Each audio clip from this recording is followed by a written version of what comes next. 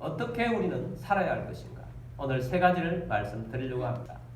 첫 번째는 우리는 그리스도 예수의 일꾼이라는 사실을 마음에 새기고 살아야 합니다.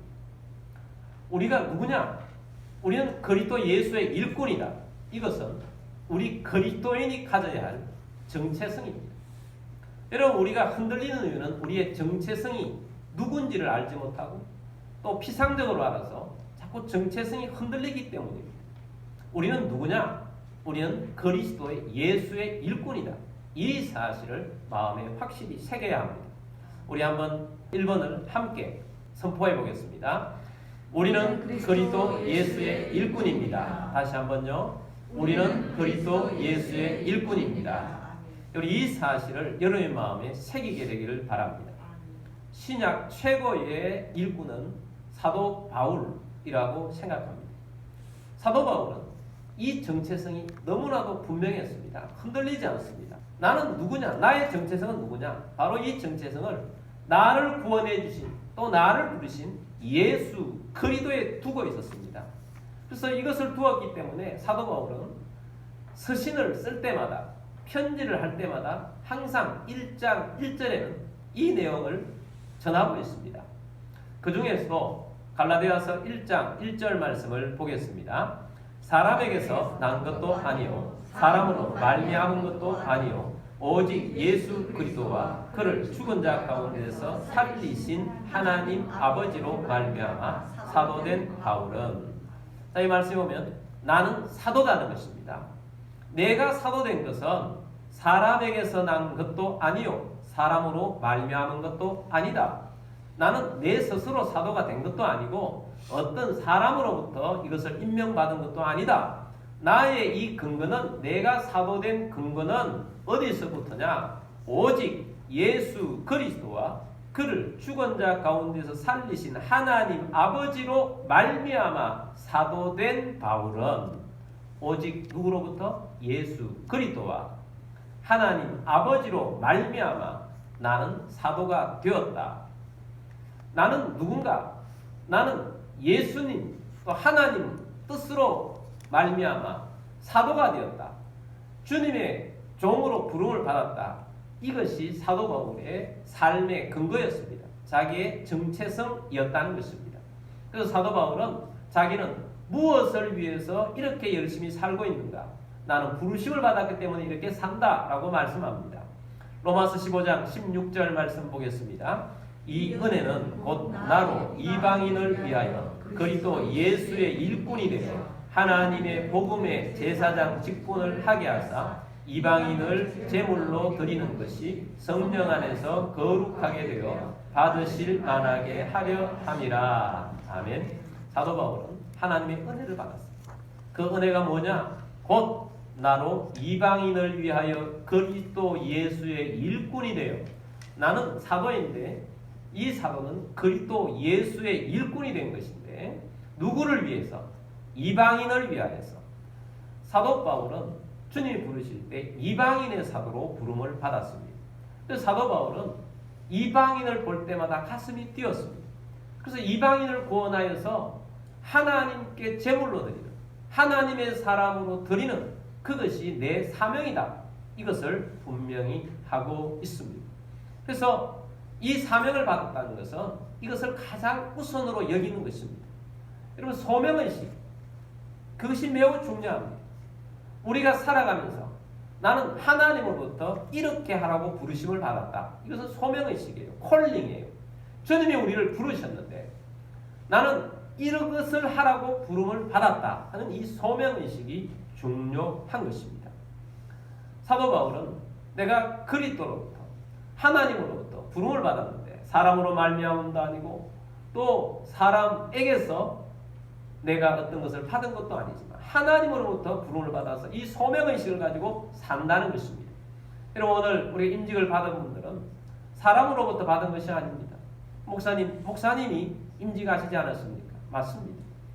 목사님으로부터 임직을 받았다 할지라도 예수 그리스도께서 목사님을 통하여 임직을 하신 것입니다. 여러분의 부르심은 그리스도께서 시키신 것입니다. 그리고 모든 교회의 성도들이 임직이나 봉사나 나아가고 있는 모든 것들은 속한 교회를 위해서 섬기라고 부름을 받은 것입니다. 그래서 여러분은 비전 교회를 위해서 섬기라고 부름받은 그리스도 예수의 일꾼들입니다. 이 사실을 놓치지 않고 나는 비전 교회의 일꾼이다. 그리스도 예수의 일꾼이다. 그래서 이 마음의 자세를 가지고 열심히 섬기고 충성을 다하는 그리스도인들이 되기를 주의 이름으로 축복합니다. 소명이 제일 중요한 거예요. 중요하다는 것은 가장 우선적이라는 것입니다. 히브리 11장에 보면 모세의 이야기가 나옵니다. 모세는 애굽에서 바로 공주의 아들로 자랐습니다. 그것은 왕자의 직위를 갖고 있었다는 것입니다. 근데 모세는 주님의 소명을 받았기 때문에 이 소명이 중요하기 때문에 애굽에서 바로의 공주의 지위를 버렸어요. 왜 그렇습니까? 소명이 더 중요하기 때문입니다. 또한 애굽의 금은 보화와 함께 누릴 수 있는 자리였습니다. 그 모든 것을 버리고 소명을 붙잡았습니다. 애굽에서 잠시 지하의 쾌락을 누릴 수도 있었습니다. 그러나 그 모든 것을 다 내려놓았어요. 소명을 위해서. 무엇을 말합니까? 소명이 가장 중요하다는 것입니다. 주님의 부르심이 가장 중요한 것입니다. 주님이 우리에게 주신 이 부르심, 그리스도 예수의 일꾼됨. 그래서 주님이 원하신다고 하면 다른 것 제쳐놓고 먼저 이 일부터 해야 한다. 이것이 우선이라는 것입니다. 우리는 그리스도 예수의 일꾼입니다. 소명을 받은 자입니다. 이것이 가장 중요합니다. 가장 우선적인 것입니다. 먼저 가장 우선적인 것, 주님이 기뻐하시는 우선적인 것을 할 때 주님께서 우리에게 더 큰 은혜를 부어 주십니다. 우리는 그리스도 예수의 일꾼이라는 것을 잊지 않는 정체성을 가진 그리스도인으로 사는 여러분들이 되기를 주의 이름으로 축복합니다. 두 번째, 상 주심을 바라고 달려야 합니다. 우리의 자세입니다. 우리의 자세는 주님께서 상을 주실 때에 바라고 달려야 한다는 것입니다. 4년마다 올림픽이 있습니다. 올림픽을 준비하는 선수들은 다 금메달을 목표로 해서 열심히 준비합니다. 얼마나 열심히 준비하는지 모릅니다. 정말 수고하고 노력하는 것들은 제가 일일이 말씀드리지 않아도 여러분 다 상상이 갈 것입니다. 사도 바울 당시에도 스포츠가 있었습니다. 그 스포츠 마라톤이었습니다. 마라톤 경기가 있을 때 수많은 사람들이 원형극장에 모여서 그 우승하는 사람들을 보기 위해서 모였습니다. 그리고 우승을 하게 되면 황제가 월계수 관을 씌워줍니다. 영광의 관을 씌워줍니다. 수많은 사람들이 환호합니다. 영광이 있습니다. 자, 그것을 위해서 달려갔던 것입니다. 고린도전서 9장 24절 말씀 보겠습니다. 운동장에서 다름질하는 자들이 다 달릴지라도 오직 상을 받는 사람은 한 사람인 줄을 너희가 알지 못하느냐. 너희도 상을 받도록 이와 같이 다름질하라. 사도 바울이 그 당시에 이 마라톤을 보면서 우리가 어떤 신앙의 삶을 살아야 하는가. 마라톤 경기를 하는 선수들이 오직 상을 받기 위해서, 요즘은 금메달, 은메달, 동메달도 있습니다만 그 당시에는 딱 한 명, 우승자에게만 상을 줬어요. 그 상을 받기 위해서 열심히 달린 것입니다. 마라톤은 어떻게 해서 생기게 되었느냐. BC 490년에 아테네라는 도시국가가 있었는데 페르시아 군대가 쳐들어왔습니다. 무려 10만 명이 쳐들어오는데 아테네는 도시에 있는 사람들이 군사를 다 동원해도 1만 명밖에 되지 않았습니다. 그래서 이 1만 명이 저 북쪽으로 가서 페르시아군과 맞서 싸우게 되었습니다. 10만 대 1만이 싸우는 것입니다. 그때에 이 아테네 성 안에 있는 사람들은 대부분이 그들의 아내요, 그들의 자녀들이었습니다. 만약에 이 싸움에서 지게 된다면 포로로 끌려간 군사들도 있겠지만 대부분이 다 죽을 것입니다. 그리고 성 안에 있는 사람들은 다 노예가 될 것입니다. 정말 절대절명의 위기의 순간입니다. 그런데 결과가 어떻게 되었느냐. 1만 명이 10만 명을 이긴 것입니다. 그래서 이 승리의 기쁜 소식을 전해주기 위해서 전령이 뛰었습니다. 피레피레스라는 전령이 마라톤 평원을 뛰었습니다. 40km 이상을 뛰어왔습니다. 얼마나 열심히 달려왔든지 성 안에 들어오자마자 소식을 전했습니다. 기뻐하라! 우리가 이겼노라! 그 말을 던지고 쓰러져서 죽은 것입니다. 그래서 이것을 기념하기 위해서 마라톤 경기를 스포츠로 만들어서 이 경기를 하게 한 것입니다. 그래서 이것을 통하여서 국민들의 정신을 고취시키고 애국심을 만들어가고 그러면서 함께 통합하는 그런 정신력으로 만들어갔던 것이 마라톤의 유래인 것입니다. 근데 이것이 국가에서 그렇게 하기 때문에 얼마나 이것이 영광스럽게 만드는 자리인지 모릅니다. 그래서 그 상을 받기 위해서 열심히 달린다는 것입니다. 그러므로 우리 성도들에게도 말씀합니다. 너희도 상을 받도록 이와 같이 다름질하라. 운동선수들이 열심히 달리는 것처럼 그리스도의 일꾼으로서 달리는 삶을 살라고 말씀을 하는 것입니다. 여러분, 우리는 그리스도의 일꾼이 되었습니다. 그래서 열심히 상을 받도록 달리는 그리스도인들이 되기를 주의 이름으로 축복합니다. 자, 그러기 위해서 우리의 자세는 정말 수고하고 노력하는 것입니다. 25절 말씀입니다. 이기기를 다투는 자마다 모든 일에 절제하느니 그들은 썩을 승리자의 관을 얻고자 하되 우리는 썩지 아니할 것을 얻고자 하노라. 이기는 길을 다투는 자마다 우리는 모든 일에 뭐 한다고요? 절제한다. 절제. 이기기 위해서 훈련을 열심히 하는 것보다 더 기본 바탕에 깔아야 할 것이 뭐라고요? 절제라는 것입니다. 절제. 여러분, 운동선수들을 보면 절제가 정말 중요하다는 걸 알 수 있습니다. 내 마음대로 먹고 싶은 대로 다 먹고 금메달을 목에 걸 수가 없어요. 먹고 싶은 것을 절제하고 근육에, 내게 필요한 근육에 필요한 것은 어떤 것은 질리도록 먹어야 합니다. 내 마음대로, 내 몸이 가는 대로, 내 마음이 가는 대로 절제하지 않고 그냥 막 살 수 없습니다. 그럼 금메달을 딸 수가 없는 것입니다. 절제가 매우 중요한 것입니다. 여러분, 우리 인생에 있어서도 정말 철든 사람들은 절제하면 철들었구나 이렇게 생각할 수가 있어요. 철 안 든 사람들은 절제를 못합니다. 자기 마음이 가는 대로 사는 것입니다. 근데 우리 인생은 절제를 잘해야 해요. 가정생활도 원만히 잘하려고 하면 절제할 때 절제를 해야 하는 것입니다. 절제를 하지 못하면 부딪힘이 생기는 거죠. 그래서 우리가 이 절제가 얼마나 중요한지 모릅니다. 여러분, 우리 신앙생활을 하면서 절제해야 합니다. 우리는 죄는 멀리해야 합니다. 근데 죄뿐만 아니고 믿음이 좀 약한 사람들은 자꾸 이것이 죄인가 아닌가, 이것까지 안 해야 되는가, 이것이 죄이기 때문에 안 해야 되는가 자꾸 따집니다. 여러분, 그것이 아닙니다. 우리의 기준이 뭐냐 하면 주님이 기뻐하시는가, 주님의 마음을 아프게 하는가, 그걸 봐야 하는 거예요. 우리를 파송하신 주님께서 우리를 보시면서 야, 너 잘했구나, 너 기뻐하시는 거죠. 너 그렇게 하는 거 보니까 내 마음이 슬프다.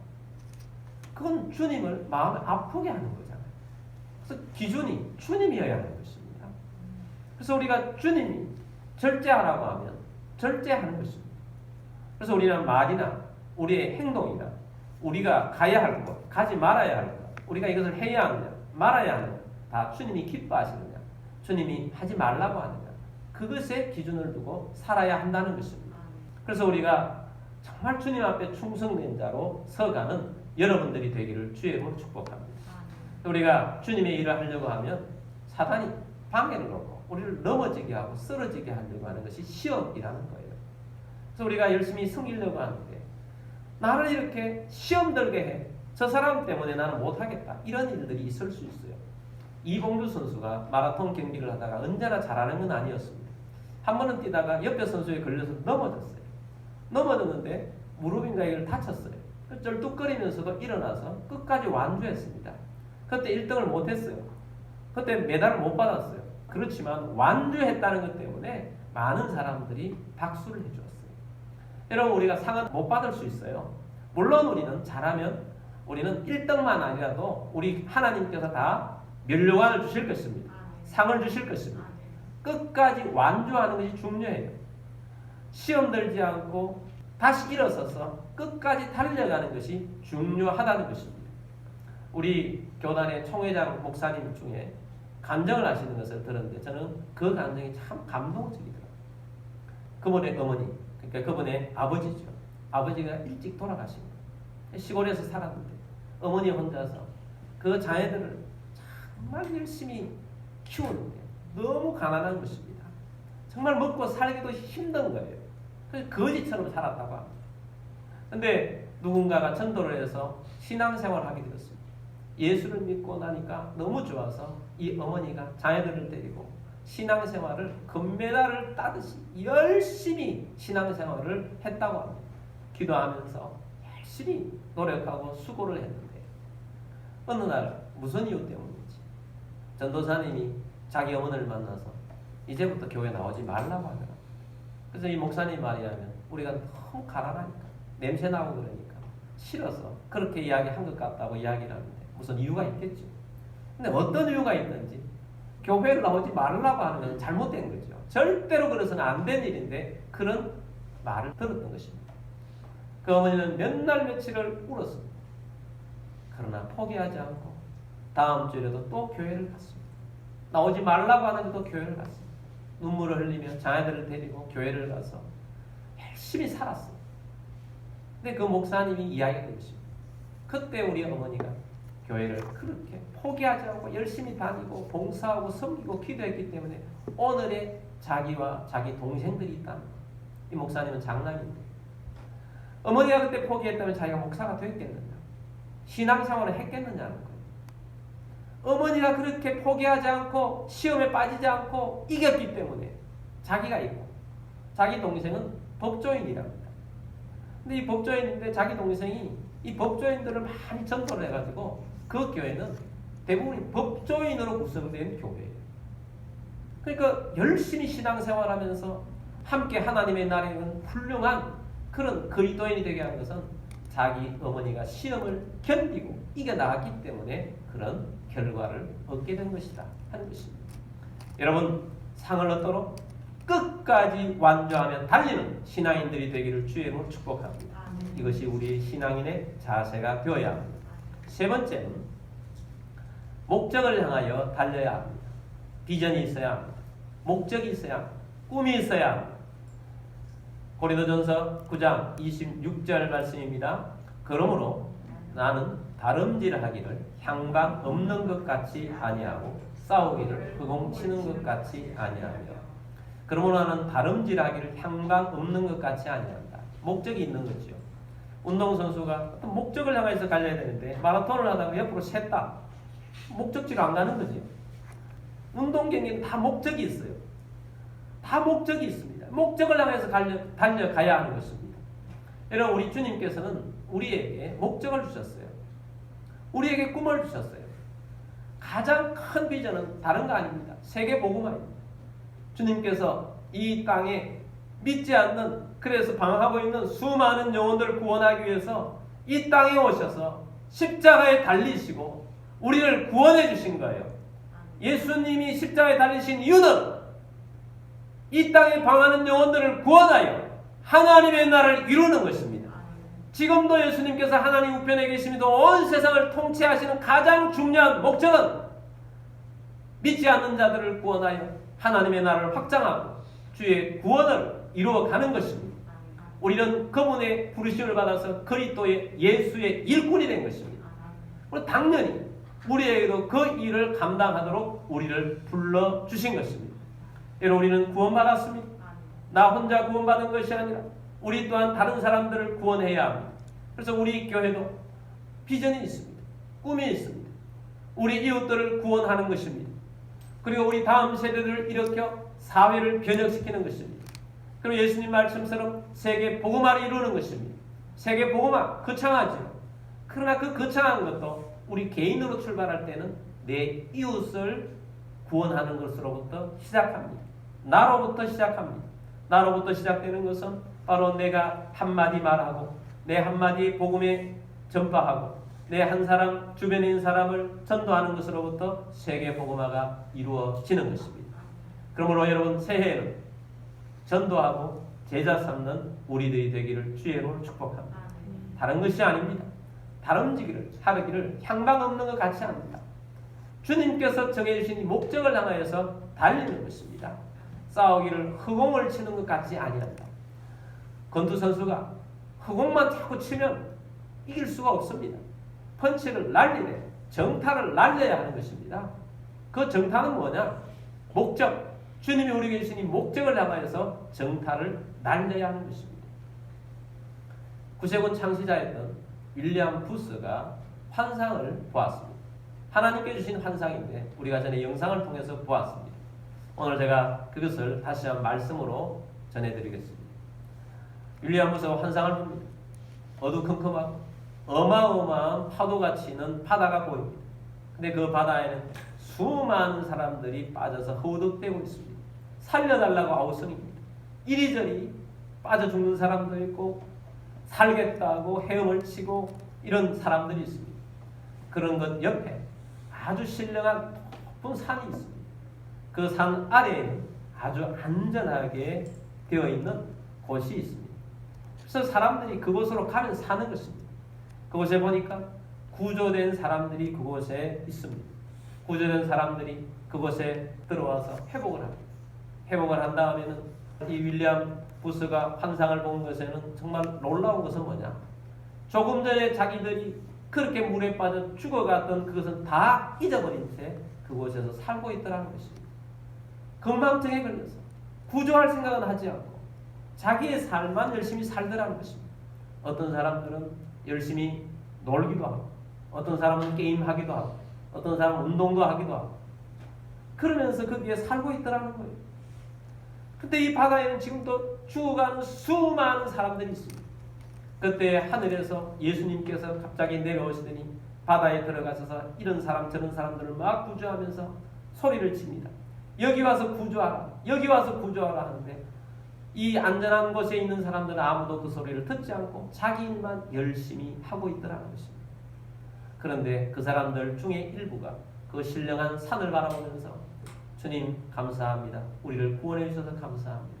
우리를 더 행복하게 해주세요. 우리를 더 안전하게 해주세요. 그러고만 있더라는 것입니다. 이런 이 환상은 오늘 우리에게 얼마나 중요한 따끔한 가르침을 주고 있습니다. 여러분 우리가 기도하는 것도 필요합니다. 우리 주님 앞에 나아가는 것 기도하는 것 귀한 것입니다. 그러나 그것은 자칫 잘못하면 우리가 주먹을 날리는 향방 없이 정말 정타를 때리지 못하고 허공을 치는 것 같아서 그렇게 사는 것이라는 것입니다.